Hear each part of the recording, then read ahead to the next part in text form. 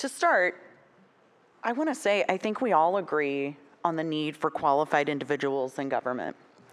We wouldn't want a situation where, for example, an unqualified Secretary of Defense shares war plans via group chat and then keeps his job after somebody else would be fired. That would be bad, right? Moving on to talk more directly about diversity, equity, and inclusion, let's recognize that these are not just buzzwords.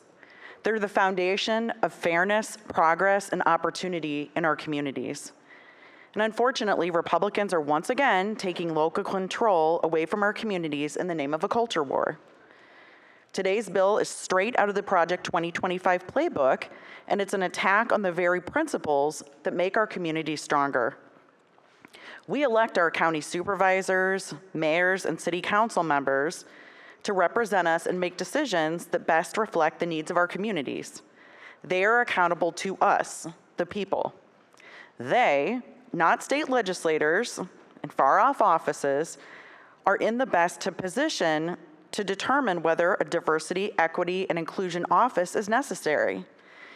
And if we, the voters, disagree with their choices, we have the power to vote them out.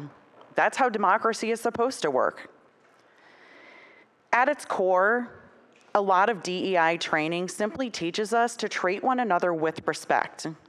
If you were to boil it down to one phrase, it would be, don't be a jerk. It's about understanding our neighbors, our coworkers, and the people we serve. It's about ensuring that all voices are heard, that all talents are valued, and that opportunity is available to everyone regardless of their background. We live in a diverse world. Our communities are multi-generational and multicultural. Our workforce reflects this reality. And diversity, equity, and inclusion initiatives help create a culture where fairness and opportunity thrive. By fostering inclusivity, we ensure that we're not leaving talented individuals behind. It's not just about values, it's about practicality. When people feel valued, they contribute more. When workplaces embrace diversity, they avoid misunderstandings, increase productivity, and foster innovation. So let's break it down further, because a lot of times this is shortened to DEI. We're talking about diversity, equity, and inclusion. So let's address diversity. Our communities face a wide array of challenges, and the best solutions come when those affected are part of the decision-making process. Studies have consistently shown that diverse teams produce better results. And why? Because they bring different perspectives, experiences, and ideas to the table. Equity. We must recognize that not everyone starts from the same place. Unconscious and implicit biases create barriers that prevent talented individuals from reaching their full potential.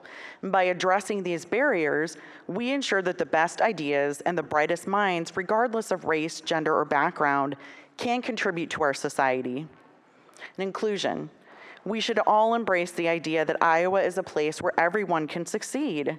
Yet this bill sends the opposite message, one of exclusion and really hostility. It tells young people, particularly those from underrepresented backgrounds, that they're not welcome here. It doesn't encourage them to stay, to invest in our communities, or to move back home after college. It weakens us as a state and a people. Banning diversity, equity, and inclusion, ignoring barriers to opportunity, and dismissing implicit bias is the same as willfully keeping those barriers in place. It is a deliberate choice to structure society in a way that benefits only one particular group of people while denying opportunity to others. It begs the question, is this a future we want?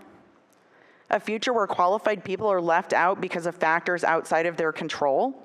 Or do we want to build a fair, just, and thriving society where everyone has an equal chance to succeed?